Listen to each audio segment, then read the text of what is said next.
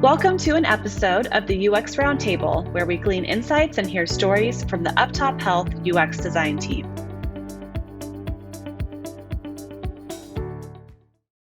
In this episode, the topic is design resources and, just talking about what things inspire you guys, whether they're books, articles, blogs, podcasts, any of that sort.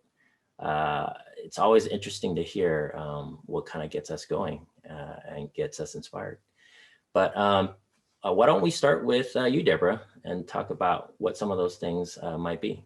Yeah, so for blogs and online resources, two of my favorites are the Nielsen Norman Group and Interaction Design Foundation, just to go to for like design best practices and to hear from top leaders in the field. If I have a problem that I'm trying to solve in a project, that's often like two of the first places I'll go to see what they have to say. I also think like UX Collective, UX Magazine, UX Planet, Dribble, Awards, those are all great websites for just keeping up with industry news and trends. As far as books go, two of my favorites, The Design of Everyday Things by Don Norman. I just love the concept of, that design is always communicating to us, whether it's good communication or bad communication. And it's just a great, I think, introduction to design thinking and thinking about how we interact with products, objects. I also, when I was first getting into UX design, I read The Lean Startup by Eric Ries, and that whole book was about getting products into customers' hands faster to get feedback and make sure that you're creating the right thing that people want. And I thought that was so interesting and really applicable to UX and kind of weaves together how user experience makes an impact for business. And then when working on, we recently were developing a remote workshop, and the 5-Day Sprint book by Jake Knapp was super helpful to use as like a model and then to kind of apply our practices too. So those are some of the books that have been really helpful for me. I love podcasts too. Some of my favorites would be the Design Better podcast by Envision and Wireframe by Adobe. I also sometimes listen to UI Breakfast or Design Details. They sometimes have some really great people on, kind of leading thinkers in the field. One of my favorite podcasts generally is Hidden Brain. I love it. It's about looking at the unconscious patterns that drive human behavior, and just kind of goes a little bit deeper into psychology. And I think that's just great to have that understanding of human behavior as you're working in UX. And then more specifically towards healthcare, lately I've been listening to The Next Big Thing in Health by AHIP, and then Health Tech by GeekWire, looking at kind of the latest technology trends within the healthcare space. And that's been a great way to keep up with that. It's a great list there. Yeah. What about you, Abbey? Man, I gotta go after that. No. All right. I mean, to go off of what Deborah said, first and foremost, the Nielsen Norman Group is fantastic. And another one that kind of goes along with best practices is called Baymard. And it really focuses on e-commerce best practices. So I have done a lot of that in the past. And it is a wonderful resource to get a baseline of things that anyone and everyone needs when shopping online. And then you can like take it from there and do anything creatively that you want to, as long as it kind of makes sure that you hit those marks, especially desktop and mobile wise too, because mobile shopping is the biggest shopping that there is online. And then another kind of company in and of themselves, but also has really great resources, is IDEO. Really great articles and resources and tools to look at when you're stuck. It's a nice place to go just to like kind of spark something.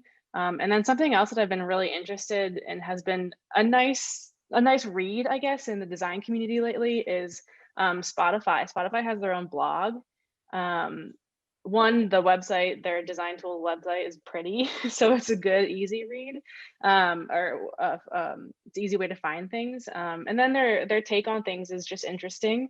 So I do like to read what other designers in the world and people outside of healthcare, which is what we do a lot in e-commerce, what they have to say and how they work through problems and solutions. And then two more. There's a plugin actually called Musely, which is a Chrome plugin for a new tab, and you can filter by design trends or technology or culture. And it's just also a nice place to go when you're a little stuck and you need some inspiration. You just pull up a new tab in Chrome and start scrolling. And it'll link you out to any article that you want to look at, and that's pretty nice too. And then this might seem basic and kind of silly, but the Gestalt design principles is something that I look at a lot, actually. And I know I keep saying like something to look at when you're stuck, but these are really what I go to when I need to think about a problem in a different way. Can something like intersect something differently? Can you combine two things to solve a problem? Any sort of closure that you can make, or maybe you can find a new similarity between two things that you didn't think matched well. So some of the basic stuff that you learn in Design School 101, I think can still apply to whatever kind of UX that you're doing. That's great list there. Yeah, I'm trying to see a couple of the items I have on my list that maybe you guys haven't named.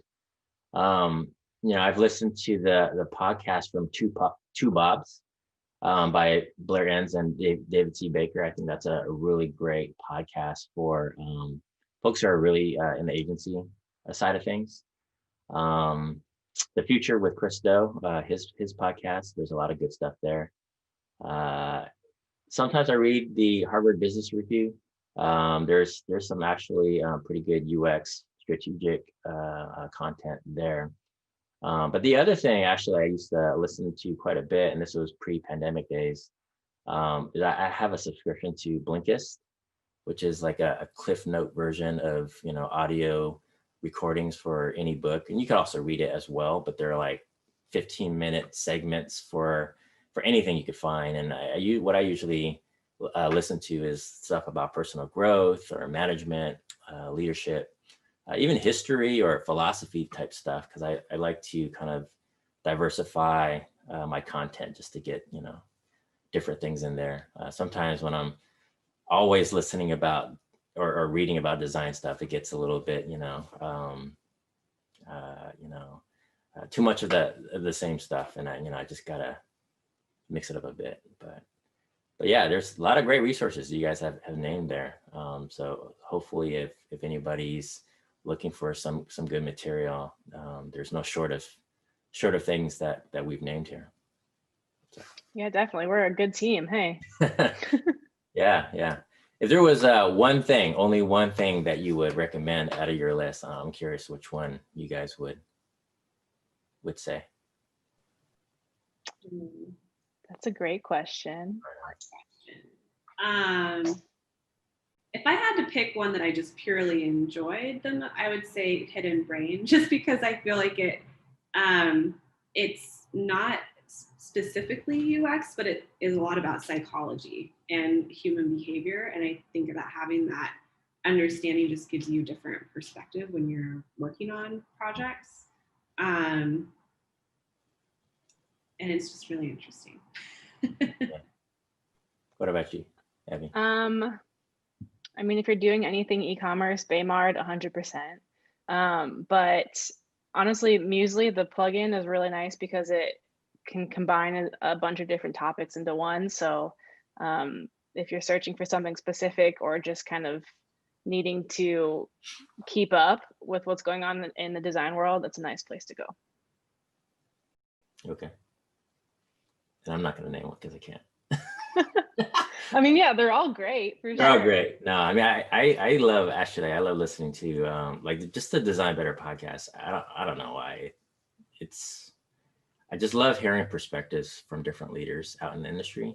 Yeah. Although I can't remember if if they're pretty much in-house product designers. I mean, you guys recall if there's much about kind of like the agency perspective? Because Not a ton. not right. Yeah. Yeah.